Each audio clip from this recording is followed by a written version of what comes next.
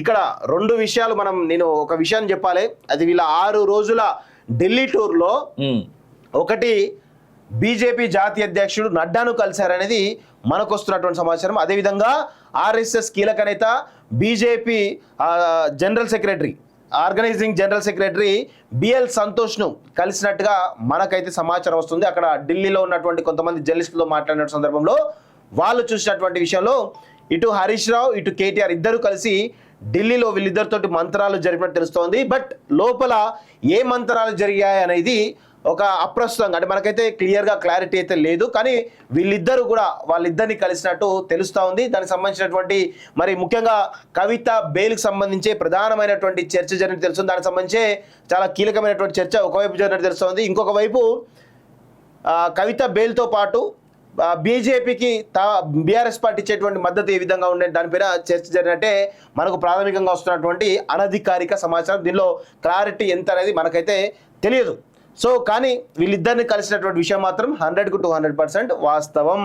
So ఇక రేపు జరగబోయేటువంటి పరిణామాలు ఏ విధంగా ఉంటాయనేది వేచి చూడాల్సిన అవసరం అయితే ఉంది. ఎందుకంటే కాంగ్రెస్ ప్రభుత్వం పైన తీవ్రమైనటువంటి వ్యతిరేకత మూటగట్టుకున్న పరిస్థితుల్లో భారతీయ జనతా పార్టీ ఏ విధంగా తెలంగాణలో పాగవేయనుంది.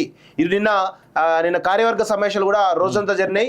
దానికి చీఫ్ గెస్ట్గా కేంద్ర మంత్రి ధర్మేంద్ర ప్రధాన్ కూడా రావడం జరిగింది. ఆయన కూడా ఒక కీలకమైన వ్యాఖ్య కూడా చేయడం జరిగింది.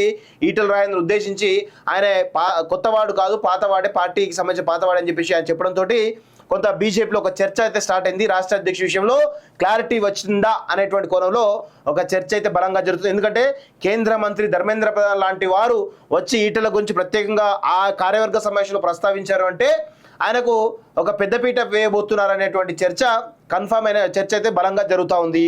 సో ఇంకొక వైపు అంటే పార్టీ ఒకవేళ అధ్యక్షుడిని ప్రకటిస్తే కనుక ఇక్కడ బీఆర్ఎస్ పార్టీ వెనకకు పోయి భారతీయ జనతా పార్టీ ముందుకు వచ్చేటువంటి అవకాశాలు బలంగా ఉన్నాయి. రేస్లో ముందుండే అవకాశాలు బలంగా ఉన్నాయి. అదేవిధంగా ఒకవేళ ఈటల రాజేందర్ ప్రెసిడెంట్ అయితే బీజేపీలో ఉన్నటువంటి సెకండ్ క్యాడర్ మొత్తం కూడా బీజేపీలో చేరేటువంటి అవకాశం, బీజేపీ కూడా బలోపేతమయ్యే అవకాశం అయితే కనబడుతోంది. ఇప్పటికైనా బీజేపీలో ఉన్నటువంటి నాయకులు సీనియర్ నాయకులు ఎవరైతే ఉన్నారో సో వాళ్ళందరూ కూడా అర్థం చేసుకోండి, మీతోటి పార్టీ అధికారం రాదు. నేను ఓపెన్గా చెప్తా ఉన్నాను, మీరు ఏమని అనుకోండి, మీతోటి పార్టీకి కనీసం 10 ఓట్లు కూడా రావు. పార్టీలో ఎప్పుడైనా కానీ చేరికలు ఉంటేనే పార్టీ బలోపేతం అవుతుంది. మీరు కొత్త వాళ్ళు వచ్చినప్పుడు వాళ్ళని కొంత అవమానకరంగా మాట్లాడితే వాళ్ళు ఇబ్బంది పడతారు, మళ్ళీ తీసుకుపోయి మళ్ళీ బీఆర్ఎస్ చేరి బీఆర్ఎస్ బలోపేతం చేస్తారు.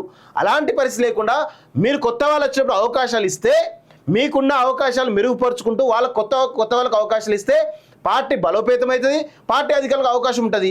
లేదు మేము పాత వాళ్ళు ఇట్లే ఉంటాం, మేము బంక పెట్టినట్టే పార్టీ పట్టుకొని ఉంటాం, మేము పదవులు వదలమని అనుకుంటే మీరు గదే పదవుల్లో ఉంటారు, గంతకు మించి మీకు ఎదుగుదల ఉండదు, మీకు మీ పార్టీ అధికారులు రాదు అనే విషయం కూడా గ్రహించాలి. అండ్ ఇన్ఫాక్ట్ ఇక్కడ ఒక స్ట్రైట్ విషయం ఉన్నా, ఇవాళ కాంగ్రెస్ లో జరుగుతున్నటువంటి ఏవైతే భారీ చేరికలు మనం చూస్తా ఉన్నాం బీఆర్ఎస్ నుంచి, ఫార్చునేట్ ఆర్ అన్ఫార్చునేట్ ఇవన్నీ మేజర్ గా జరిగి ఉండాల్సింది బీజేపీలోకి.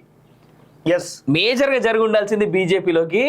ఇది బీజేపీ చేతులారా చేసుకున్నటువంటి దిక్కుమాలిన చర్య అని అనుకోవచ్చు. లిటరల్ గా చెప్పాలంటే రేవంత్ రెడ్డికి అనవసరంగా ఫ్రీ హ్యాండ్ ఇచ్చారు వాళ్ళు.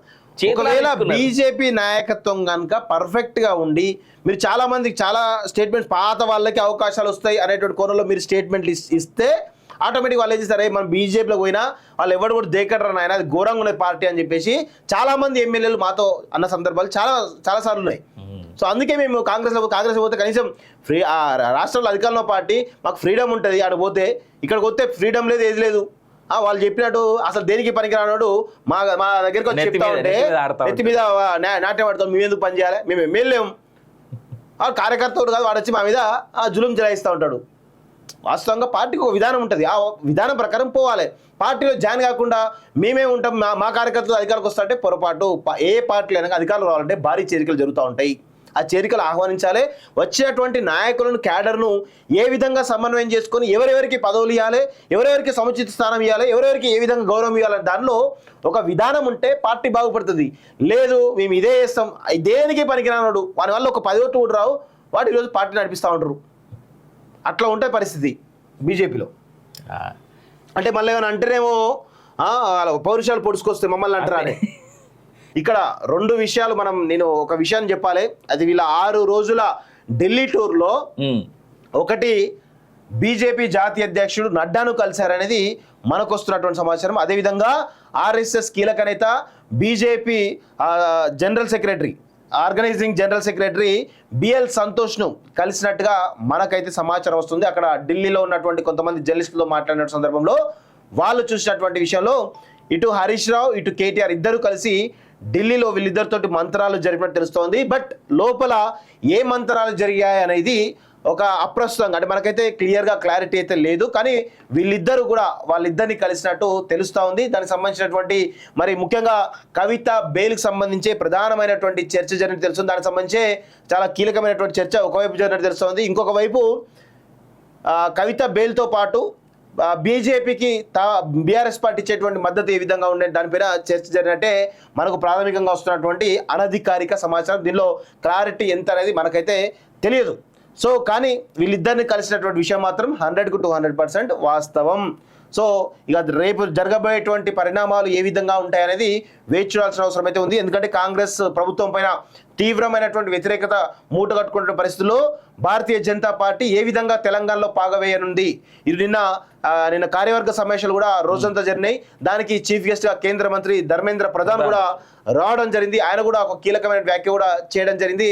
ఈటల రాజేంద్ర ఉద్దేశించి ఆయన కొత్తవాడు కాదు పాతవాడే, పార్టీకి సంబంధించిన పాతవాడే అని చెప్పేసి ఆయన చెప్పడంతో కొంత బీజేపీలో ఒక చర్చ అయితే స్టార్ట్ అయింది. రాష్ట్ర అధ్యక్ష విషయంలో క్లారిటీ వచ్చిందా అనేటువంటి కోణంలో ఒక చర్చ అయితే బలంగా జరుగుతుంది. ఎందుకంటే కేంద్ర మంత్రి ధర్మేంద్ర ప్రధాన్ లాంటి వారు వచ్చి ఈటల గురించి ప్రత్యేకంగా ఆ కార్యవర్గ సమావేశంలో ప్రస్తావించారు అంటే ఆయనకు ఒక పెద్దపీట వేయబోతున్నారు అనేటువంటి చర్చ కన్ఫామ్ అయిన చర్చ అయితే బలంగా జరుగుతూ ఉంది.